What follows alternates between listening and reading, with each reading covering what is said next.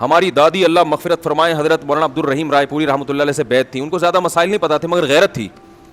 ان کو زیادہ مسائل نہیں پتہ تھے. وہ کیا ہوا, ایک دن کسی کے یہاں میت ہوئی ہے نا, تو میت کے گھر کھانا پکتا ہے, تو ان کے یہاں بھی ہمارے یہاں بھی کسی نے بھیج دیا. تو ہماری دادی نے وہ بریانی نہیں کھائی.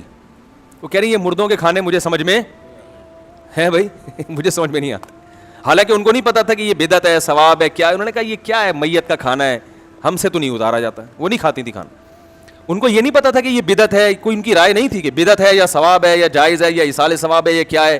ان کو یہ پتہ ہی نہیں تھا, نہ انہوں نے اس مسئلے پہ کبھی بحث کی. انہوں نے کہا یہ پتہ نہیں ایک میت ہو گئی ہے, اس کے گھر سے کھانے آئے ہیں, ہمارے حلق میں یہ کھانا نہیں اترتا.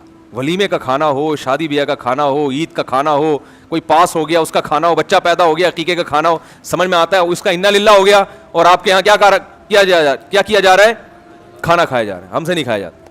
تو اس کو کیا کہتے ہیں میرے بھائی, غیرت بولتے ہیں. جب یہ ہوتی ہے تو نہیں کھاتا آدمی, جب نہیں ہوتی تو سب سے زیادہ مردوں کے کھانے ہی کو فوکس کرتا ہے. میں نے لوگوں سے سنا یار میت کے کھانے میں جو مزہ ہے وہ کسی اور کھانے میں نہیں ہے, یہ لوگ کہتے ہیں ایسے. تو میت پہ جو مر گئے نا, تو اس کے کھانا کا کھلانا تو غریبوں کو جا کے کھلا کے ان کو صدقہ کریں. ان کو یہ نہ بتائیں کہ ابا مر گئے اس لیے آپ کو میں کھلا رہا ہوں. ان کو یہ نہ بتائیں, کیونکہ اگر یہ بتایا تو ان میں بھی جو غیرت مند ہوگا وہ نہیں کھائے گا پھر. تو ان کو بے غیرت نہ بنایا جائے. ان کو بولا بھائی ہم کھانا کھلا رہے ہیں, بس اللہ نے ہمیں دیا ہے تو ہم چاہتے ہیں آپ کو بھی کھلائیں. تو یہ نہ بتائیں. ایک تو یہ کہ وہ غیرت کے خلاف ہے, دوسرا یہ بھی کہ وہ کہیں گے اللہ کرے پڑوسی کے ابا بھی مر جائیں. پھر جب تمہارے ابا پہ ایسی بریانی, تو جو پڑوسی ہے اس کا تو وہ تو زیادہ مالدار ہے, وہ جب مرے گا تو ایک بریانی میں ایک بوٹی کے بجائے کتنی ہوں گی, 4 بوٹیاں ہوں گی. تو کیوں آپ غریبوں کو کی بد دعائیں لے رہے ہو بھائی, کیا خیال ہے بھائی؟ تو یہ خوشی کا موقع تھوڑی ہے کسی کے ابا کا مر جانا. کھانے خوشی کے موقع پہ کھلائے جاتے ہیں, غم کے موقع پہ نہیں کھلائے. کھانا اس لیے کھلایا جاتا ہے کہ یار ماشاءاللہ بچہ پاس ہو گیا, بریانی, اللہ کرے دوسرا بچہ بھی پاس ہو جائے.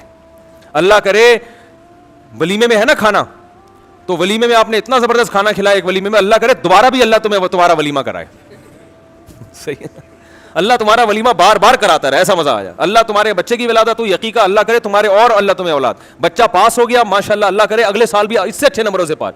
ابا مر گئے کھانا کھلا رہے ہو, اللہ کرے تمہارے چاچا بھی مر جائیں. تو یہ اس لیے ہمیں صحابہ میں یہ نہیں ملتا کہ کوئی مر جاتا ہو تو صحابہ دیگیں بانٹتے ہیں, لوگوں میں کھانا کھلاتا. ہمیں صحابہ میں ہی ملتا. حضرت ابو بکر کا انتقال ہوا تو کہیں نہیں ملتا کہ حضرت عمر نے دیگیں بانٹ کے کھلائی ہوں. کہیں بھی نہیں ملتا کہ حضرت عمر نے تمبو لگایا, چلو بھائی ابو بکر کا انتقال ہوا, کھانا کھاؤ, غریبوں کو ثواب ملے گا. صدقہ چھپ کے کیا جائے, اور اس میں بھی یہ نہ بتایا جائے کہ چاچا کا انتقال ہو گیا اس لیے میں تمہیں دیکھ کھلا رہا ہوں.